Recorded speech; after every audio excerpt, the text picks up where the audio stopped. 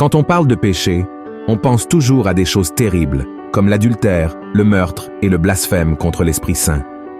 Cependant, il y a d'autres péchés qui ne plaisent pas à Dieu, mais auxquels nous ne prêtons pas autant d'importance et que nous ne trouvons pas aussi pertinents parce qu'ils sont devenus courants dans notre vie quotidienne. Le fait que ces erreurs fassent partie de notre routine ne signifie pas qu'elles n'offensent pas Dieu. Vois ce que dit la Bible. Celui qui pêche est du diable, car le diable pêche dès le commencement. Le Fils de Dieu apparut afin de détruire les œuvres du diable. Tu dois comprendre que tout péché est mauvais, car il nous éloigne de la présence de Dieu et nous conduit à la mort spirituelle. C'est pourquoi il est si important que nous reconnaissions et que nous nous repentions de chacune de nos erreurs. Dans cette vidéo, je vais te montrer 4 péchés très courants dans nos vies qui déplaisent fortement au Seigneur. Mais avant cela, laisse déjà ton like et abonne-toi à ma chaîne pour recevoir les prochaines vidéos que je publierai. Premier péché, le mensonge. Le roi Salomon a écrit dans l'un de ses proverbes: « Les lèvres fausses sont en horreur à l'Éternel, mais ceux qui agissent avec vérité lui sont agréables. » Parfois, nous pensons qu'un petit mensonge ici, un autre là, n'est pas si grave. Nous racontons un mensonge au travail, cachons quelques petites choses à notre conjoint, trompons un ami, et ainsi de suite. Mais le mensonge est quelque chose de terrible, car en plus de détruire nos relations et de causer des injustices, il peut même tuer. C'est exactement ce qui est arrivé à Ananias et Saphira. La Bible raconte que ce couple aidait le peuple de Dieu après la résurrection du Christ et son retour au ciel. Un jour, ils ont vendu un terrain pour donner l'argent au soutien du ministère. Cependant, ils ont décidé de garder une partie de la somme et ont caché cela à Pierre. Dieu a révélé ce mensonge à l'apôtre et le prix qu'ils ont payé a été très élevé. Vois ce que dit la Bible. Pierre lui dit: « Ananias, pourquoi Satan a-t-il rempli ton cœur au point que tu mentes au Saint-Esprit et que tu aies retenu une partie du prix du champ? S'il n'eût pas été vendu, ne te restait-il pas? Et après qu'il a été vendu, le prix n'était-il pas à ta disposition? Comment as-tu pu mettre en ton cœur un pareil dessein? Ce n'est pas à des hommes que tu as menti, mais à Dieu. » Ananias, entendant ces paroles, tomba et expira. Une grande crainte saisit tous les auditeurs. Et si nous poursuivons la lecture du chapitre, nous verrons que sa femme Saphira a continué à mentir. Les versets 9 et 10 nous montrent comment cette histoire de mensonge s'est terminée. Pierre a demandé: « Comment vous êtes-vous accordés pour tenter l'Esprit du Seigneur? » Voici, ceux qui ont enseveli ton mari sont à la porte, et ils t'emporteront. Percevez que Ananias et Saphira ne sont pas morts parce qu'ils ont gardé une partie de la vente de ce terrain. En réalité, ils auraient pu conserver une partie de l'argent. Après tout, la propriété leur appartenait. Ce qui a déplu au Seigneur, c'est le fait qu'ils aient menti à l'apôtre Pierre, prétendant avoir remis la totalité de la somme obtenue dans cette affaire. Vous voyez la gravité d'un simple mensonge. Vous comprenez à quel point il peut être dangereux? Alors, abandonnez ce péché dès que possible. Choisissez de servir le Christ, car il est le chemin, la vérité et la vie. Deuxième péché, l'égoïsme. Dans l'une de ses lettres, l'apôtre Jean a dit: « Nous avons connu l'amour en ceux qu'il a donné sa vie pour nous. Nous aussi, nous devons donner notre vie pour les frères. Si quelqu'un possède les biens du monde et que, voyant son frère dans le besoin, il lui ferme ses entrailles, comment l'amour de Dieu demeure-t-il en lui? Petits enfants, n'aimons pas en parole et avec la langue, mais en action et avec vérité. » En pleine course de la vie, il est très facile de tomber dans le péché de l'égoïsme. Nous nous préoccupons tellement de nos affaires, de nos problèmes, que nous oublions ceux qui sont démunis et qui ont besoin d'une main tendue pour les aider. Les gens pensent: « Ah, celui qui souffre de l'autre côté de la rue n'est pas mon problème. Quelqu'un passera par là et aidera cette personne. » Mais cette attitude égoïste déplaît beaucoup à Dieu, car cela ne sert à rien de dire que l'on est chrétien si l'on ne met pas en pratique les enseignements de Christ. Sinon, vous serez simplement un religieux, tout comme ceux de la parabole du bon Samaritain. Dans l'Évangile selon Luc, chapitre 10, Jésus parle d'un homme voyageant sur le chemin entre Jérusalem et Jéricho. En cours de route, il a été attaqué et gravement blessé par des bandits. Après cela, un prêtre, un lévite et un samaritain passèrent devant lui. Les deux premiers étaient religieux et par conséquent connaissèrent la parole du Seigneur.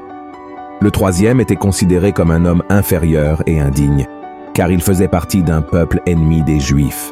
Et la surprise de cette parabole est que, alors que les hommes qui semblaient être bons ignoraient ce pauvre homme, le Samaritain, considéré comme un impie, faisait tout ce qu'il pouvait pour l'aider. Dans cette parabole, Jésus critique l'égoïsme qui existe dans le cœur de chaque croyant. Connaissant les commandements de Dieu d'aimer son prochain, le prêtre et le lévite avaient l'obligation de secourir ce pauvre homme. Mais comme personne ne regardait, et peut-être parce qu'ils étaient occupés, ces deux-là se sont détournés et ont laissé le jeune homme agoniser. Cette attitude de ces religieux a montré qu'ils n'avaient pas une relation véritable avec Dieu, et encore moins avec leur prochain. Ils étaient faux et hypocrites.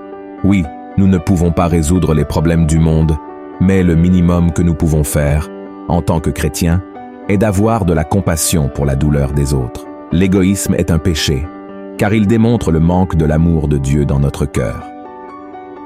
Troisième péché, l'envie. C'est un autre péché très courant dans notre vie que nous devons éviter.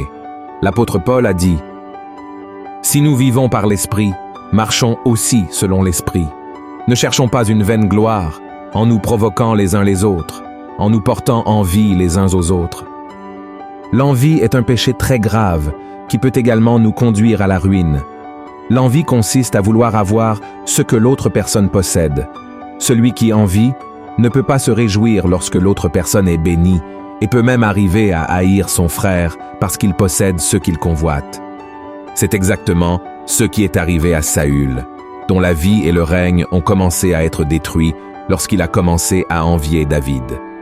Vois ce que le prophète Samuel a rapporté. Comme il revenait, lors du retour de David après qu'il eut tué le Philistin, les femmes sortirent de toutes les villes d'Israël au-devant du roi Saül, en chantant et en dansant, au son des tambourins et des triangles, et en poussant des cris de joie. Les femmes qui chantaient se répondaient les unes aux autres et disaient « Saül a frappé ses 1000, et David ses 10 000. » Saül fut très irrité, et cela lui déplut. Il dit « On en donne 10 000 à David, et c'est à moi que l'on donne les 1000. Il ne lui manque plus que la royauté. » Et Saül regarda David d'un mauvais œil, à partir de ce jour et dans la suite. Dans ce passage, nous voyons que Saül a été tellement envieux de la popularité de David qu'il est devenu aveugle spirituellement.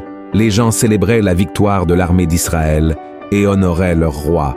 Cependant, ils ne pouvaient voir que la reconnaissance envers David, qui à ce moment-là n'était qu'un simple soldat. Remarque que si le chant disait seulement que Saül avait tué des milliers, il serait certainement satisfait, car c'était quelque chose de grandiose. Mais face aux dizaines de milliers de David, le roi Saül a simplement décidé de comparer la grande différence entre les deux. Ainsi, à ses yeux, son grand succès sur le champ de bataille a été minimisé, comme si tuer 1000 hommes au combat n'avait été qu'une petite chose. Le grand problème de l'envieux est qu'il ne se contente pas d'être excellent dans ce qu'il fait. Il veut être le meilleur et le plus grand. Si on continue sur le lit du 1er Samuel libre, nous verrons qu'après cet épisode, Saül a quitté la présence de Dieu, a commencé à persécuter David et a agi selon ses émotions.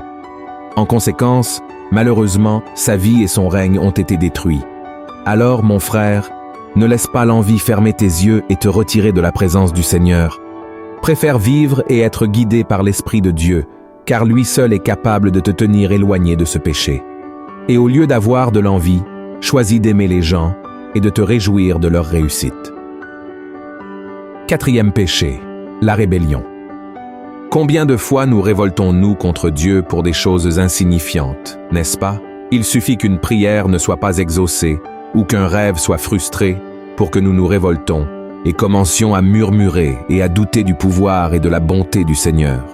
Mais sachez que c'est un péché si grave que le prophète Samuel l'a comparé à la sorcellerie. C'est exact. Voyez ce qu'il a dit. « car la désobéissance est aussi coupable que la divination, et la résistance ne l'est pas moins que l'idolâtrie et les téraphimes. Dieu hait la rébellion à tel point que la Bible dit qu'à un moment donné, il a envoyé une grande punition aux Hébreux qui traversèrent le désert en direction de Canaan. Dans le livre des Nombres, chapitre 16, nous voyons que Coré, Dathan, Abiram et 250 autres personnes ne voulaient plus obéir à Moïse. Et Dieu n'a pas du tout apprécié cette attitude, car la révolte contre Moïse signifiait la révolte contre le Seigneur lui-même, car c'est lui qui l'avait choisi. Alors Moïse pria et dit ensuite à Coré. Il parla à Coré et à toute sa troupe, en disant « Demain, l'Éternel fera connaître qui est à lui et qui est saint, et il le fera approcher de lui. Il fera approcher de lui celui qu'il choisira. Faites ceci, prenez des brasiers, Coré et toute sa troupe. Demain, mettez-y du feu et posez-y du parfum devant l'Éternel.